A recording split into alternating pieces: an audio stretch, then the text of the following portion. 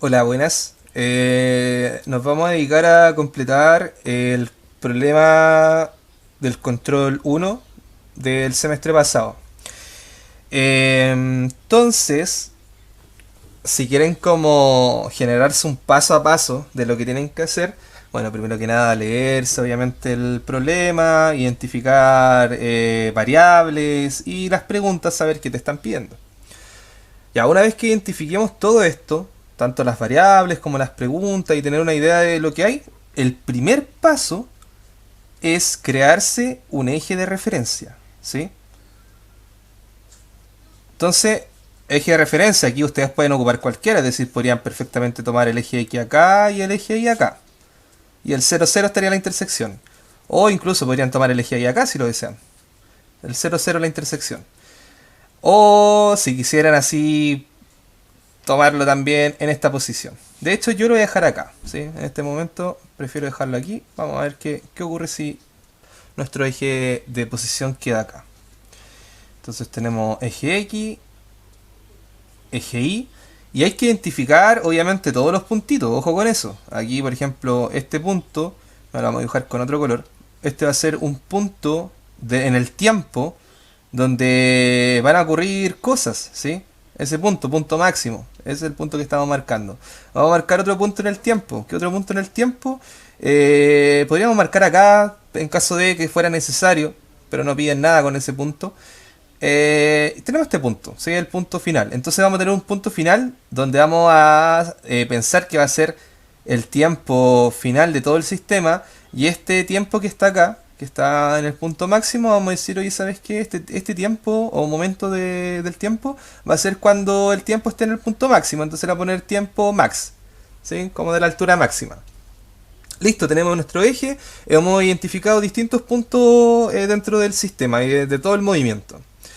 Tenemos variables que anotar, ¿sí? Otras variables por aquí que anotar, por ejemplo. Sabemos que en el tiempo final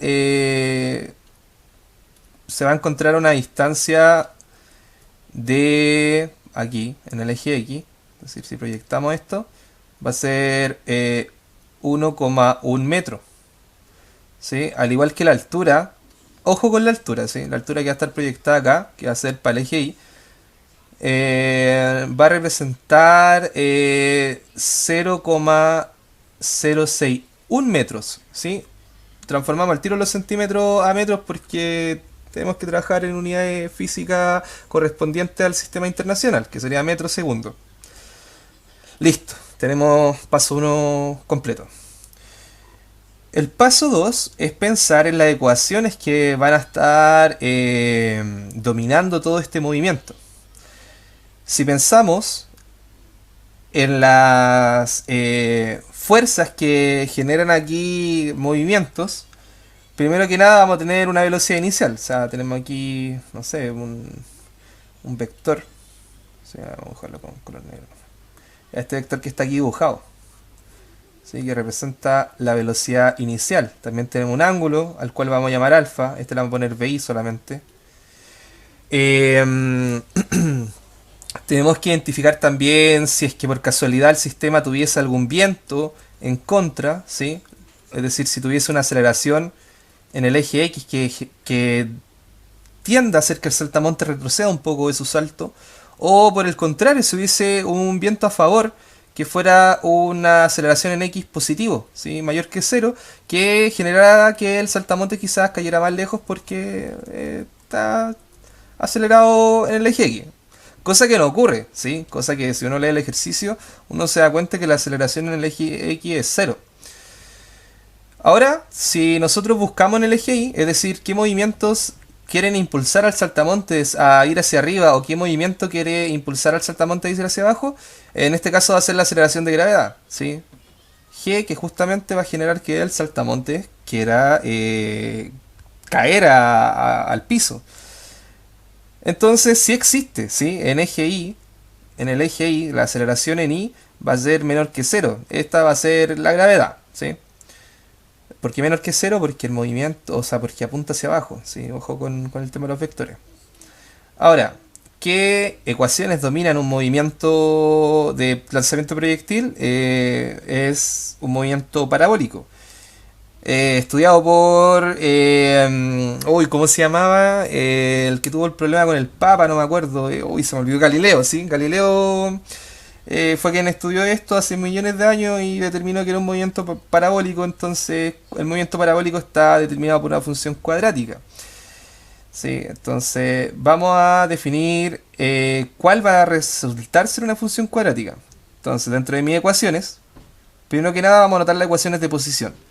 La posición en el eje X con respecto al tiempo va a ser igual a la posición inicial en X, ojo con eso, más la velocidad inicial en X también por el tiempo. Y aquí, si tuviésemos una aceleración, sea positiva o negativa, ¿sí? Positiva si a favor, negativa si en contra, va a haber más o menos aceleración por tiempo cuadrado partido en 2. Pero como este término dijimos que la aceleración es cero en el eje X, por lo tanto esto se va a ir. Entonces, en el eje X va a ser un movimiento rectilíneo, nada más que eso. Aquí tengo una ecuación 1, por decirlo de alguna forma. Ecuación 2. Vamos a ver la posición en I con respecto al tiempo. Entonces la posición en I con respecto al tiempo va a ser la posición inicial. ¿Sí? Vamos a hacer posición en I inicial. Hay gente que le pone sub 0. Aquí le vamos a borrar el X, no sé por qué le puse X. ¿Ya?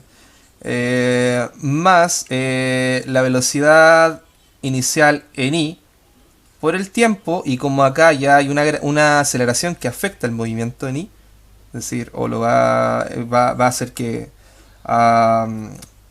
aumente su velocidad negativa. Entonces, lo que hacemos es colocar menos g t cuadrado partido en 2, siendo g igual al 9,8. Listo. Ahora, como habíamos dicho, nuestro gráfico habíamos determinado que este punto es el 0, 0. Dado que ese punto del 0, 0, se van. ¿Sí? Las posiciones iniciales de donde inician parten en el 0. Por lo tanto, nos queda simplemente la ecuación de esta forma. Ahora, nos vamos a las terceras ecuaciones. ¿Sí? La tercera ecuación y la cuarta ecuación, que van a ser las ecuaciones de velocidades. Entonces, si yo no me acuerdo de la ecuación de velocidades, simplemente derivo la ecuación 1 y la ecuación 2. Entonces, si derivo la ecuación 1, me va a quedar la velocidad en X con respecto al tiempo. Va a ser la derivada de esto con respecto al tiempo. O sea, la derivada de eso va a ser la velocidad en X. ¿Qué significa esto? Velocidad en X con respecto al tiempo igual a velocidad X inicial. Significa que la velocidad en X es constante, ¿sí? Constante. Es decir, todo punto del tiempo va a tener la misma velocidad. Por otro lado, la velocidad en I, con respecto al tiempo, si nosotros derivamos esta función, va a quedar la ecuación de itinerario, es decir, va a quedar la velocidad en I inicial más, o sea, en este caso va a ser menos, ¿sí? Menos g por t. ¿Qué sería la ecuación de itinerario? Listo, tenemos nuestras cuatro ecuaciones más importantes que definen todo el movimiento. Como tenemos las cuatro ecuaciones, ahora tenemos que elegir como tercer paso, ¿sí? Ahora ya que tenemos las ecuaciones armadas, tenemos un tercer paso, que simplemente va a ser elegir qué punto vamos a ocupar para trabajar. Entonces, dado que necesitamos la rapidez inicial, nos vamos a enfocar en el punto máximo, ¿sí? Nos vamos a enfocar aquí en el puntito azul. Entonces en el puntito azul va a ser Tmax, ¿sí? Entonces voy a poner aquí un puntito azul bien marcado de que vamos a trabajar en la altura máxima. En la altura máxima ocurren cosas. ¿Qué ocurre? ¿Qué sabemos? Mira, sabemos lo siguiente. Sabemos que en la altura máxima la posición en I es esa posición, a la cual le vamos a llamar Hmax, ¿sí? Vamos a decir, oye, ¿sabéis que Hmax va a ser igual a 0.061? Entonces, ¿para qué? Para hablar en términos algebraicos de Hmax. Entonces, ¿qué sabemos? Sabemos la posición en I, es decir, estamos trabajando con esta fórmula, ¿sí? Porque estamos hablando de la posición en I. Como estamos hablando de la posición en I, uno diría, ¿sabéis qué? eh, y evaluado en qué punto del tiempo. Cuando el tiempo sea máximo. O sea, no máximo, cuando el tiempo sea en la altura máxima, a eso me refiero ya. Esto va a ser igual a Hmax. ¿Sí? Pero si yo voy y evalúo esto en la función, es decir, me va a quedar Hmax igual a qué? A la velocidad inicial en i por el tiempo, el cual va a ser tiempo en la altura máxima, menos g por tiempo en la altura máxima al cuadrado, y todo esto dividido en 2. Listo. Tenemos una ecuación, esta ecuación que está acá, a la cual le vamos a llamar ecuación punto. ¿Sí? Nada más que eso. Esa ecuación que nos va a servir. Luego, ¿qué más sabemos en ese punto? ¿Qué más sabemos en el punto azul? ¿Sabemos algo de X? No, no sabemos nada. Ya lo de Y, lo de la posición en Y ya sabíamos. Listo. De posiciones no hay más que analizar. Vámonos a las velocidades. La velocidad en X va a seguir siendo la misma, así que eso no nos va a importar. Por otro lado, la velocidad en Y... Ocurre algo con la velocidad en Y en el tiempo máximo. No sé si se acuerdan. A ver, clases de cálculo. Si, si yo derivaba esta, obtenía esta, ¿o no? Pero ¿cómo yo encontraba el máximo de una función? Cuando la derivada de la función era igual a cero. Por lo tanto, ¿cuándo va a ser igual a cero? Cuando la velocidad en i sea igual a cero. Y tiene sentido. Claro que llega a la altura máxima, se queda en velocidad cero y luego por la gravedad empieza a aumentar su velocidad en sentido negativo. Entonces, lo que estamos diciendo es lo siguiente. Estamos diciendo que la velocidad, la velocidad en i cuando estemos en el tiempo de altura máxima va a ser igual a cero. ¿Qué significa eso? Que cero va a ser igual a la velocidad en i menos g multiplicado por el tiempo justamente cuando tenga la altura máxima. Entonces, esta va a ser otro puntito. Con estos dos puntitos de ecuaciones, es decir, con esta y con esta, vamos a tener que trabajar para despejar la variable que nos piden. Entonces, ¿cómo hago eso yo? Vamos a trabajar con esta ecuación primero, para ver cuánto nos da el tiempo máximo. Vamos a decir, oye, ¿sabes qué? Según el despeje te va a quedar que la velocidad inicial en i partido en la gravedad va a ser igual al tiempo en la altura máxima. ¿Sí? Como esto se cumple, es decir, si yo escribo tiempo en la altura máxima o escribo velocidad de i inicial dividido en g, es lo mismo, acá arriba, en esta ecuación que tenemos acá arriba, puedo reemplazar justamente el tiempo máximo por lo que es. Entonces nos va a quedar lo siguiente. Al reemplazar en la ecuación de arriba nos va a quedar Hmax va a ser igual a la velocidad en i inicial multiplicada por el tiempo máximo, lo cual habíamos dicho que era la velocidad en i inicial dividido en g. Todo esto menos g medios por tiempo máximo al cuadrado, pero tiempo máximo dijimos que era velocidad i inicial dividido en g. Todo esto al cuadrado, entonces vamos a distribuir ese cuadrado por propiedad de potencia. Va a quedar esto al cuadrado y esto al cuadrado. Vamos a amplificar todo por g. ¿Para qué? Para que cuando amplifiquemos nos va a quedar de la siguiente forma. Por g, dado que estamos amplificando, aquí velocidad inicial por velocidad inicial nos va a quedar velocidad inicial en i al cuadrado, todo dividido en g, multiplicado por g, menos g por g, va a quedar g cuadrado, partido en 2 por velocidad inicial en i al cuadrado, todo partido en g cuadrado.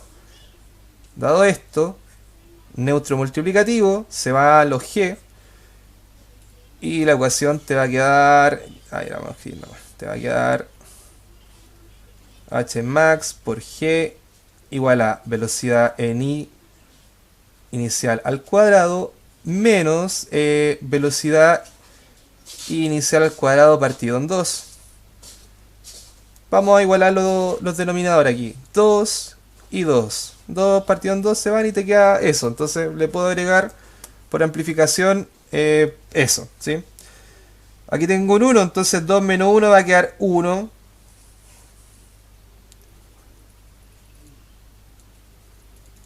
Te va a quedar una velocidad inicial, perdón, en i al cuadrado, todo partido por 2.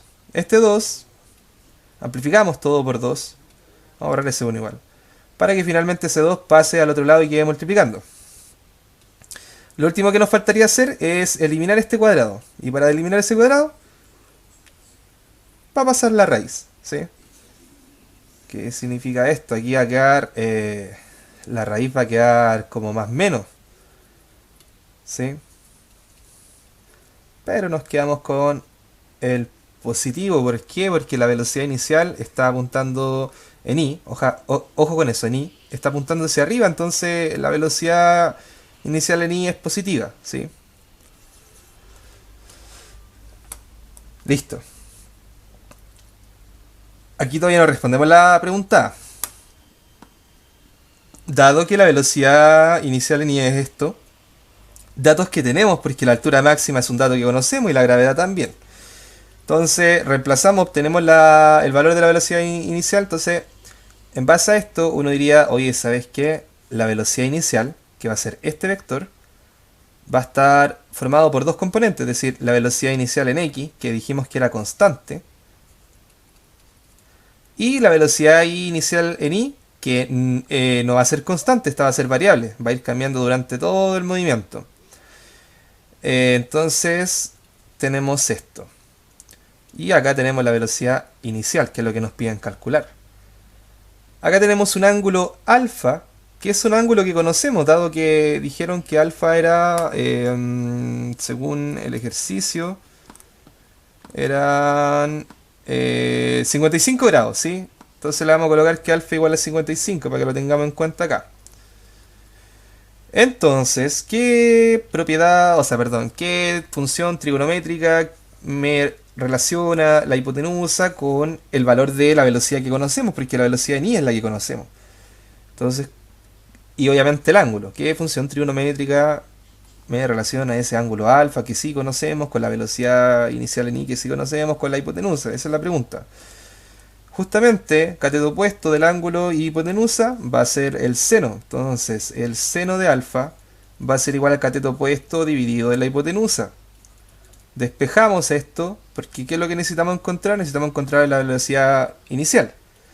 Por lo tanto, la despejamos y va a quedar que la velocidad inicial va a ser la velocidad en i inicial dividido en el seno del ángulo.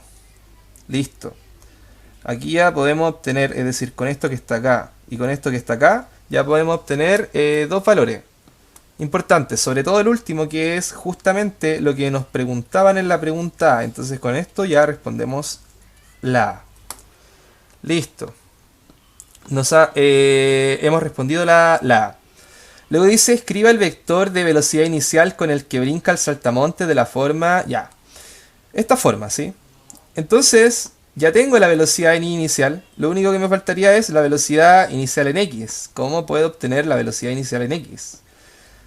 Lo mismo, con este mismo triangulito que habíamos hecho acá, ahora lo que hay que analizar es algo que me relacione la velocidad inicial en x y otros valores que conozcamos, es decir, aquí ya puedo hacer un montón de cosas. ¿Por qué? ¿Qué cosas conozco? Conozco la velocidad inicial, conozco la velocidad i inicial y conozco el ángulo alfa, es decir, tengo que buscar algo que me relacione esas variables que ya conozco con la velocidad i inicial de x. Entonces, ¿qué puedo hacer yo? Aquí puedo hacer muchas cosas. Podría ser Pitágoras, por ejemplo, cateto al cuadrado, el otro cateto y la hipotenusa al cuadrado. O si no quiero ocupar ese, podría usar el ángulo y decir, oye, coseno por este. Y si no quiero, podría usar hasta la tangente del ángulo este y este, ya. Hay que elegir un camino. Vamos a quedarnos con... ya, quedémonos con la tangente, ¿sí? Este y este. Entonces uno dice, oye, tangente del ángulo alfa va a ser el cateto opuesto dividido en, en el cateto adyacente. Por lo tanto, si despejamos la variable que necesitamos, que va a ser la velocidad i en x, va a ser igual a la velocidad inicial en i dividido en la tangente de alfa. Listo. Con esto tenemos ahora la velocidad en x. Por lo tanto, como obtenemos este valor, es decir, es algo que vamos a conocer, ¿sí? Que vamos numéricamente, uno podría decir, oye, ¿sabes qué? El vector de velocidad inicial, vectorialmente, va a ser la magnitud j tongo de la velocidad i inicial en x, o sea, perdón, i tongo, más la velocidad inicial en i, j tongo. Nada más que eso. O sea, yo voy a tener un numerito aquí, o sea, no en ese, perdón, aquí, que me va a dar el resultado, lo voy a colocar y chao, j y tongo. Lo mismo con el otro. Este ya lo habíamos obtenido de antes, un valor numérico, entonces lo reemplazo y vamos a tener finalmente nuestra respuesta B anotada aquí. Entonces ahí tendríamos listo la pregunta B. Luego nos vamos a la pregunta C, que nos preguntan por la altura del risco. Entonces, para poder obtener la altura del risco, yo creo que lo más importante va a ser enfocarnos en el punto amarillo, dado que todo lo que hemos hecho en análisis ha sido para el puntito azul, es decir, del tiempo de la altura máxima. Entonces, para obtener la altura del risco, nos vamos a enfocar en el punto amarillo, como habíamos dicho. Entonces vamos a hacer un nuevo análisis, pero para otro punto, en el tiempo. Para el punto amarillo, que es cuando llega al suelo. Para eso, vamos a volver a copiar nuestras ecuaciones de itinerario, dado que las ecuaciones van a cambiar porque esto era en un tiempo distinto al que vamos a analizar ahora. Entonces, ahora es otro momento del tiempo. Vamos a tomar nuestras ecuaciones, las vamos a pegar para entender lo que vamos a hacer. Y vamos a hacer lo siguiente. Primero que nada, vamos a imaginar lo siguiente. Vamos a decir, oye, ¿sabes qué? Ya sabemos la posición en X cuando está en este punto, pero la posición en Y no la conocemos, es decir, aquí va a haber un valor negativo, pero le vamos a poner simplemente, a ver, para no confundirnos con la altura máxima, le vamos a poner L, ¿sí? De largo nomás. Esa va a ser la posición, es decir, cuando llega a este punto al suelo, va a llegar a la posición Y en L, ¿sí? En Y, ojo con eso, porque está el eje Y.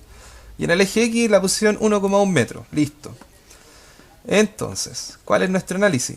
Según el gráfico. Dijimos que en ese momento del tiempo, es decir, cuando esté en el tiempo final, la posición en el tiempo final, en Y, va a ser L, y la posición en X, ¿en qué tiempo? En el tiempo final, va a ser igual a 1,1 metros, ¿sí? Eso es lo que sabemos. Entonces, vamos a tomar la ecuación 1, ¿sí? La ecuación 1, y la vamos a trabajar un poquito, aplicando todo esto que hemos dicho. ¿Para qué? Para obtener el tiempo. Necesitamos saber cuánto vale el tiempo final. Mira, X en el tiempo final va a ser igual a la velocidad inicial en X, cosa que sí conocemos por el tiempo final, dado que estamos evaluando en el tiempo final. Entonces, ¿qué valores conocemos de esta ecuación? Conocemos esto y conocemos esto. Podríamos calcular el tiempo final. Despejamos el tiempo final, entonces nos va a quedar el tiempo final va a ser igual a la posición en X final, ¿sí? La posición en X final, que la vamos a dejar así nomás acotada, dividido en la velocidad inicial de X. Listo. Esto me va a ayudar en muchos sentidos. ¿En qué sentidos? En el siguiente. Porque la posición en Y, ¿cuál va a ser la posición en Y en el tiempo final? Veamos. A ver, vamos a la ecuación 2 y vamos a decir, oye, ¿sabes qué? La posición en Y en el tiempo final va a ser igual a la velocidad en Y inicial por el tiempo final menos G medios por tiempo final al cuadrado. ¿Qué es lo que yo no conozco de acá? Esto, de hecho a esto le habíamos llamado L, ¿sí? Le habíamos puesto L más arriba, entonces podríamos escribir eso, en vez de esto podríamos escribir una L. Que L es lo que nos interesa, la posición Ah, borré más de una vez. Ya la posición L es la que nos interesa en el eje. A ver, conozco la velocidad inicial en I, acá arriba calculaba el tiempo final, por lo tanto lo conozco, G lo conozco, tiempo final lo conozco, listo. Conozco la posición L.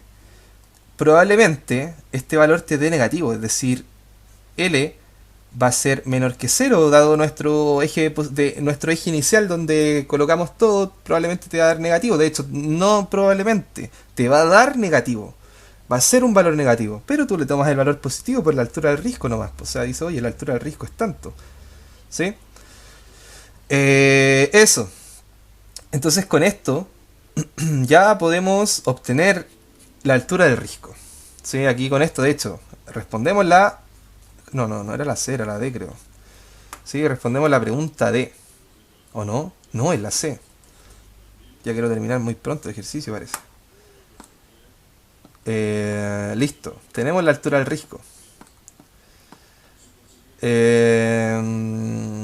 Tenemos la C entonces. Luego dice, calcula el tiempo que tarda el saltamonte en llegar desde el punto de impacto del aterrizaje desde que alcanza la altura máxima. Ah, ya, pero esto es simple.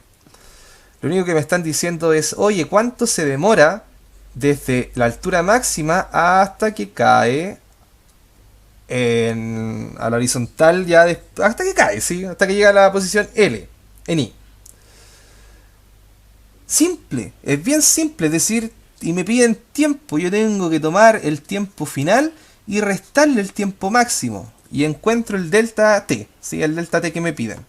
Entonces, para eso, yo lo único que tengo que hacer, porque una pregunta bien, pero bien sencilla, me dicen, encuentra un delta t.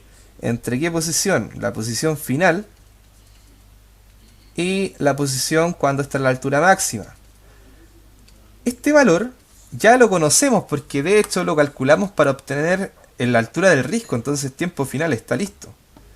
Lo que nos faltaría es tiempo máximo, ¿ya? Es algo que no hemos calculado, pero el tiempo máximo lo vamos a calcular volviendo aquí a las ecuaciones del análisis del punto azul. De hecho, miento porque el tiempo máximo si lo habíamos calculado. Mira, mira cómo me equivoco. Aquí está. Tiempo máximo, esto ya está, ¿sí? Esto está listo. Velocidad inicial en I dividido en G. Entonces uno diría lo siguiente. Uno diría, bueno, por lo tanto, el delta t va a ser igual a ¿qué? Al tiempo final. Posición final dividido en velocidad inicial en X menos, aquí habíamos dicho velocidad en I inicial dividido en G, ¿sí? Y con esto ya podemos obtener la respuesta de la D, ¿sí? No era tan difícil, en verdad era restar tiempos que ya tenemos. De hecho, ni siquiera es necesario hacer esto, yo nomás lo dejé así como para dejarlo de otra forma, pero ya estos tiempos deberían estar calculados, por lo tanto, llegar y restar nomás. Ahora, nos vamos a la última. Establezca cuánto mide el ángulo al cual le vamos a poner beta, porque ni siquiera gamma, no sé cómo se llama, no sé cómo se llama, le vamos a poner beta nomás. Y el vector velocidad final con el que aterriza el saltamonte en el punto de impacto del aterrizaje. Listo, entonces lo único que nos queda es irnos a las velocidades en el punto amarillo, es decir, vamos a seguir haciendo un análisis en este punto, cuando todo esto ocurre en el tiempo final. Pero ahora vamos a usar uso de las velocidades, dado que necesitamos encontrar velocidades. Entonces uno dice, ¿qué velocidad necesito? La de I, porque la de X ya es constante, es decir, la de X va a seguir siendo la misma durante todo el trayecto. Esta velocidad ya está, la habíamos calculado. Entonces solamente tendríamos que obtener la velocidad en I en el tiempo final, lo cual va a ser igual a ¿qué cosa? Velocidad I inicial menos G por el tiempo final. Como el tiempo final es algo que ya tenemos, G lo tenemos y la velocidad en I inicial la tenemos, vamos a poder calcular con esos datos la velocidad final, po, en i. ¿Sí? Entonces uno diría, oye, ¿sabéis qué velocidad final en i va a ser finalmente igual a velocidad inicial en i menos g por tiempo final? ¿Sí? Tiempo final, lo habíamos dicho que era posición final de x, en x final dividido en la velocidad inicial en x. Ahí podríamos tener ya el cálculo listo, ¿sí? Para esto estaría listo. Dado que tenemos la velocidad final en y tenemos la velocidad final en x, tenemos la velocidad final entonces. O sea, es cosa de imaginarse ahora el punto de impacto, que es este el punto de impacto. Entonces tenemos velocidad en i. No voy a poner la velocidad en i para arriba, pues sí. Que no está acelerando, o sea, aumentando su velocidad para arriba, está hacia abajo. Entonces, la velocidad en i, de hecho, esto te va a dar negativo, te lo aseguro, pero es que te va a dar negativo. Te aseguro que la velocidad final de i va a ser menor que cero. Entonces, como te da negativo, tiene que estar apuntando hacia abajo. Aquí tenemos entonces velocidad final en i. Luego tenemos una velocidad en x. La vamos a colocar aquí, ¿sí? Velocidad final en x, la cual va a ser la misma todo el rato, igual a la velocidad inicial en x, de hecho, no cambia. Y estos dos vectores van a ser las componentes que van a formar el vector de velocidad final definitivo, ¿sí? Entonces uno diría, oye, ¿sabes qué? El vector de velocidad final va a ser igual al vector final de y, perdón, de x y tongo más el vector final de y j tongo. Así se representa el vector. Ahora, ¿cómo calculamos la magnitud? Porque lo más probable es que la magnitud es lo que nos piden calcular. Pitágoras, ¿sí? Nada más que Pitágoras. Entonces, velocidad final, magnitud, va a ser igual a la velocidad final en x al cuadrado más la velocidad final en y al cuadrado, y todo eso dentro de una raíz. Entonces, como tenemos finalmente esta expresión, ya podemos decir que calculamos la velocidad final, teniendo ya esto, que lo tenemos, ¿sí? Reemplazar una calculadora y tirar el numerito. Entonces tenemos una parte lista del ejercicio. Ahora lo que nos falta es el ángulo, ¿sí? No me acuerdo si el ángulo iba ahí o iba... ¿Cuál ángulo nos pedían específicamente? Revisémoslo, para no quedar con la duda. Entonces, es el ángulo entre el vector velocidad final y la horizontal, ¿sí? Ese era el ángulo. Ahí lo voy a borrar para que lo vean bien. Entonces, entre la horizontal y entre el vector de velocidad final. Es decir, que el ángulo que nos están pidiendo es el ángulo que está aquí entre el vector velocidad final y el vector y la horizontal, ¿sí? Ahí está el ángulo que necesitamos. ¿Cómo encuentro ese ángulo? Muchas maneras. Sí, tengo muchas formas para encontrarlo, pero primero que nada, para eso vamos a borrar estos vectores y los vamos a anotar de forma conveniente, es decir, el vector en x, lo voy a anotar con otro color, va a estar acá, velocidad final en x, y el vector velocidad final en y va a estar acá, vector velocidad final en y. Entonces ahora sí tenemos un triangulito donde tenemos el ángulo dentro del triangulito. Y dado que conocemos velocidad final o conocemos velocidad final en y velocidad final en x, hay muchas formas de relacionar el ángulo. Lo que voy a hacer yo va a ser usar la tangente. La tangente de beta va a ser el cateto opuesto dividido en el cateto adyacente. Entonces va a quedar tangente de alfa, como habíamos dicho, va a ser igual al cateto opuesto dividido en el cateto adyacente. Le aplico la función inversa de la tangente. ¿Cuál es la función inversa de la tangente? Arco tangente. Por lo tanto, al aplicar la función inversa, me va a quedar solo el ángulo alfa. Oh, perdón, aquí no era alfa, sí, era beta. Ojo con eso. Habíamos dicho que este ángulo era beta, para no confundirnos. Entonces nos va a quedar el ángulo beta igual a el arco tangente ¿De qué? De la velocidad final en i dividido en la velocidad final en x. ¿Sí? Este término de arco tangente en calculadora lo pueden encontrar como tangente a la menos 1, lo cual matemáticamente no es correcto, pero se refiere a la función inversa, ¿sí? Entonces, así pueden anotar el arco tangente. Y de esta forma hemos completado la pregunta E. Entonces, haciendo un recuento de todo lo que hicimos, vamos a anotar como las expresiones más importantes, ¿o no? A ver, ya, vamos a anotar las expresiones más importantes. Donde vamos a ver, ¿qué era lo más importante? El tiempo máximo. O sea, y aquí hay una referencia, ¿sí? Es re importante encontrar esta expresión para luego reemplazarla en la otra formulita. ¿Cuál era la otra formulita? La posición, ¿sí? Esta es la fórmula que nos entrega la velocidad en el tiempo máximo. Entonces la posición, esto lo reemplazamos en la posición, ¿para qué? Para que finalmente nos entregue este dato re importante, ¿sí? Este vamos a notar que la velocidad en i,